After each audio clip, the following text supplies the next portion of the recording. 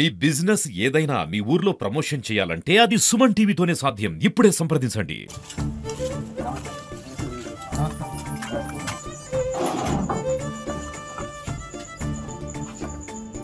వాళ్ళు చేయలేక వాళ్ళు పాపం అవుట్ సోర్సింగ్లో మీకు ఇబ్బంది అయిందని నేను చెప్పి మీకు తప్పకుండా మీ ఫ్యామిలీకి ఇది కూడా మనం కేరళ వైద్యం ద్వారానా లేకపోతే ఇంకేమన్నా మన దగ్గర ఏమన్నా ఉన్నాయా నేను చూసుకుంటాను. నేను ట్రై నేను మెట్పల్లి పట్టణము ఏదైతే మన సాంబార్ హరీషు ఇబ్రహీంపట్నం మండలంలో ఎన్టీపీసీలో కంపెనీలో జాబ్ చేస్తూ ఏదైతే మన పోల్ మీదకెళ్ళి పడి కింద పడ్డటువంటి విషయాన్ని మన సుమన్ టీవీలో మనం ధారావాహికంగా రిలే అయిన సందర్భంగా ఈరోజు మన స్థానిక నాయకుడు కాంగ్రెస్ పార్టీ కురుట్ల ఇన్ఛార్జిగా అయినటువంటి నరసింహారావు గారు ఇక్కడికి వచ్చి వారికి అభయం ఇచ్చిండు.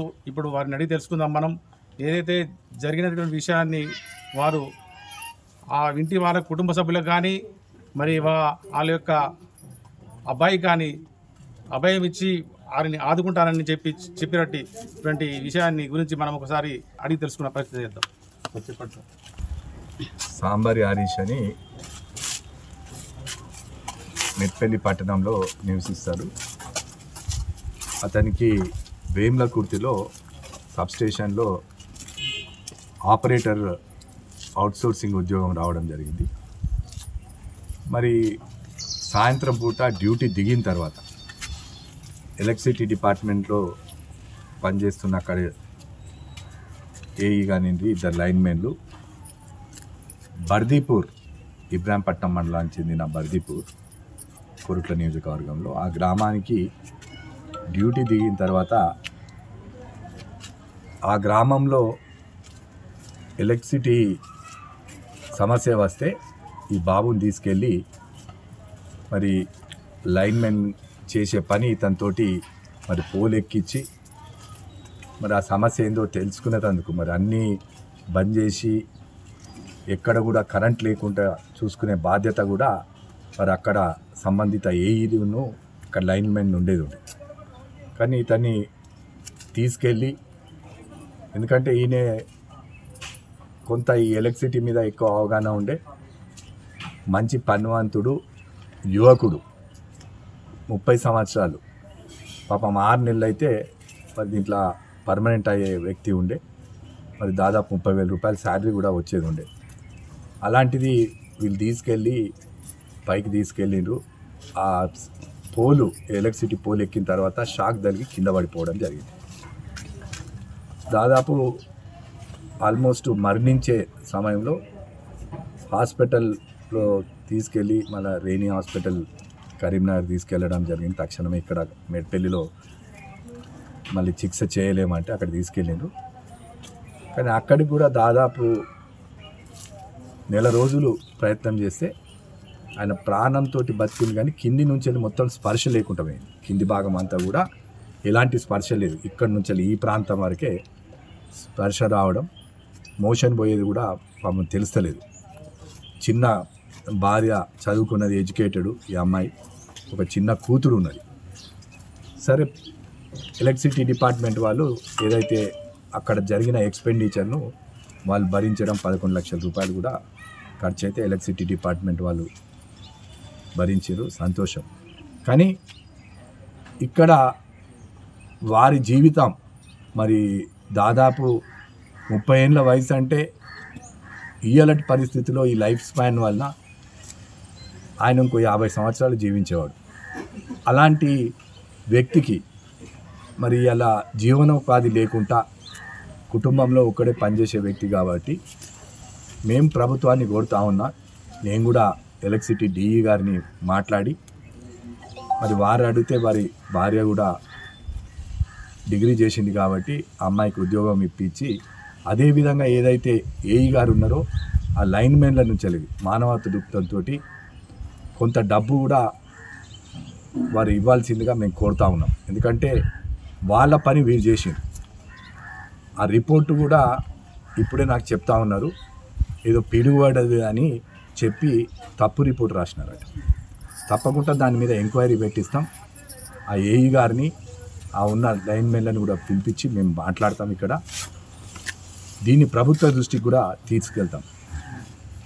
మన ఎండి వరుణ్ రెడ్డి గారు, వారు ఐఏఎస్ ఆఫీసరు, వారికి కూడా ఎలక్ట్రిసిటీ వారితో కూడా మాట్లాడి మరి వారి జీవితాన్ని కాపాడేందుకు జీవనోపాధి కల్పించే ధైర్యాన్ని ఇవ్వాల్సిందిగా వారిని కోరుతా ఉన్నాం. ఎందుకంటే వారి మిసెస్ చదువుకున్నది కాబట్టి ఆ ప్లేస్లో వారికి ఉద్యోగం ఇప్పించేందుకు కూడా నా వంతు కృషి స్వయం శక్తిగా చేస్తూ ఈరోజు నాకు తోచినది కూడా వారికి ఆర్థిక సాయం కూడా, నా వంతు ఆర్థిక సాయం కూడా అందచేయడం జరిగింది మానవతా దృక్పథంతో నేను కూడా. ఎందుకంటే ఈ నియోజకవర్గంలో, కొరుట్ల నియోజకవర్గంలో 10 సంవత్సరాల నుంచి కూడా ఎవరు చేయనటువంటి ఇలాంటి కార్యక్రమాలకు పాపం ఏదైనా ఇన్సిడెంట్ జరిగితే మేము పోతున్నాం.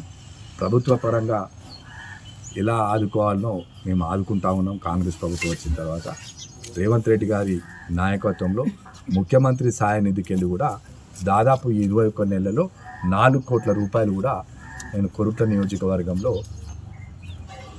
నియోజకవర్గ ఇన్ఛార్జ్గా 4 కోట్ల రూపాయలు కూడా పేద ప్రజలకు, ఎవరికైతే అనారోగ్యంతో ఆర్థిక స్తోమత లేక హాస్పిటల్లో అడ్మిట్ అయిన వాళ్ళందరూ కూడా మనము ముఖ్యమంత్రి సాయం నుంచి వెళ్ళి డబ్బులు ఇప్పిస్తాము. సో అందులో భాగంగా కూడా మరి ఇలా ఎలక్ట్రిసిటీ డిపార్ట్మెంట్ వాళ్ళు మొత్తం చెల్లించిన వారికి జీవనోపాధి కల్పించేందుకు, మరి వారి సతీమణికి ఉద్యోగం ఇప్పించేందుకు మేము ప్రభుత్వం తరఫున తప్పకుండా ప్రయత్నం చేస్తాం. వచ్చే అందుకే ఖచ్చితంగా కృషి చేస్తాం. తప్పకుండా వస్తుందని మేము భావిస్తాం. సార్ ఇంకొకటి, ఇందిరమ్మ ఇల్లు గట్ట తప్పకుండా వారికి జాగా ఉంటే ఇక్కడ మొదటి విడతలో జాగా ఉంటే శాంక్షన్ అయిందట. ఇప్పుడు చెప్పిండ్రు వీళ్ళు, మన వాళ్ళందరూ వచ్చి పోవడానికి రావడానికి వాళ్ళకి అంబులెన్స్ ప్రాబ్లం అవుతుంది సార్, అది కూడా దానికి మాట్లాడతారు. అంబులెన్స్ మరి ఇక్కడ హాస్పిటల్ పోవడానికి అసలు ఎటువంటి ప్రాబ్లం అంటే ఫ్రీ అంబులెన్స్ ఇప్పుడు చాలా మటుకు సేవా సంస్థలు ఉన్నాయి, వాళ్ళతో కూడా మాట్లాడతాం. గవర్నమెంట్ అంబులెన్స్ ఉంటే వీళ్ళకి ఎప్పుడు కూడా ఎమర్జెన్సీ ఉంటే వీళ్ళు కరీంనగర్ తీసుకెళ్ళి డాక్టర్ చూపించేది ఉంటే నేను గవర్నమెంట్ అంబులెన్స్ ద్వారా కూడా వీరికి ఉచితంగా ఇచ్చే విధంగా నేను తప్పకుండా ప్రయత్నం చేసి వాళ్ళ ఎవరైతే కుటుంబ సభ్యులు ఉన్నారో వారి సతీమణికి కూడా ఇక్కడ ఈ ప్రాంతంకు నాయకత్వం వహిస్తున్న మన రాజారాం మాజీ కౌన్సిలర్ గారు ఉన్నారు, వారికి కూడా ఇమ్మీడియట్గా ఇలాంటి కార్యక్రమాలు ఏదైనా ఉంటే నాకు చెప్తే తప్పకుండా దాని మీద స్పందించాలని తెలియజేస్తాను. కొరట్ల కాంగ్రెస్ నియోజకవర్గ ఇన్ఛార్జి జువార్ నరసింహరావు గారు ఈ యొక్క విషయం తెలియగానే వారు అంటే మొన్నదాకా వారు లేకుండా హైదరాబాద్లో ఉండి ఈ విషయం తెలిసిన తర్వాత మమ్మల్ని పిలిపించుకొని ఏం జరిగిందనే విషయం తెలుసుకొని కరెంట్ డిపార్ట్మెంట్ డిఈ గారితో మాట్లాడడం జరిగింది. వాళ్ళ భార్యకు, సాంబార్ హరీష్ గారి భార్యకు ఖచ్చితంగా ఆమె డిగ్రీ చేసింది కాబట్టి జాబ్ ఇప్పించడానికి ప్రయత్నం చేస్తానని సార్తో కూడా చెప్పడం జరిగింది. చెప్పి మళ్ళీ ఆ ఫైల్ పోయిన తర్వాత సిఎండి గారితో కూడా సార్ మాట్లాడతానని చెప్పడం జరిగింది. అలాగే మన ఎవరైతే ఈ యొక్క ప్రమాదానికి కారణమైందో వారితో కూడా మాట్లాడి వారికి నష్టపరిహారం ఇప్పించడానికి కూడా సార్ కృషి చేస్తామని చెప్పడం జరిగింది. అలాగే మరియు ఈ వైద్యం గురించి ఈ కేరళ కానీ ఏదన్నా అవి కూడా తెలుసుకొని దానికి సంబంధించిన హరీష్కి సంబంధించిన రిపోర్ట్స్ ఏ ఉన్నాయో ఆ రిపోర్ట్స్ కూడా సార్ పంపించమని చెప్పడం జరిగింది. ఆ రిపోర్ట్స్ కూడా సార్కు ఇస్తాము. అలాగే సారు అక్కడ ఎక్కడ ఉంటుంది వైద్యం అనేది కూడా చెప్తామని చెప్పింది. కాబట్టి వారికి పరిహారము ఇప్పించడానికి సార్ కృషి చేస్తున్నందుకు వారికి మేము మా యొక్క పద్మశాలి సంఘం తరఫున మేము ప్రత్యేక ధన్యవాదాలు తెలియజేస్తున్నాం. వచ్చినందుకు మీరు ఎలా ఫీల్ అవుతారు? అలా వచ్చినందుకు చాలా సంతోషంగా ఫీల్ అవుతారు. అలా అంతే అతన్ని చూసి బాధ చూసి దానికి వ్యతిరేకం ప్రతీకారం దానికి నాకు ఉద్యోగం, మా ఫ్యామిలీకి ఒక జీవనోపాధి కల్పిస్తానందుకు చాలా సంతోషంగా ఉంది. మా ఫ్యామిలీకి ఎలాగైనా ఒక తోడు ఉంటానని నమ్మకం మాకు వచ్చింది.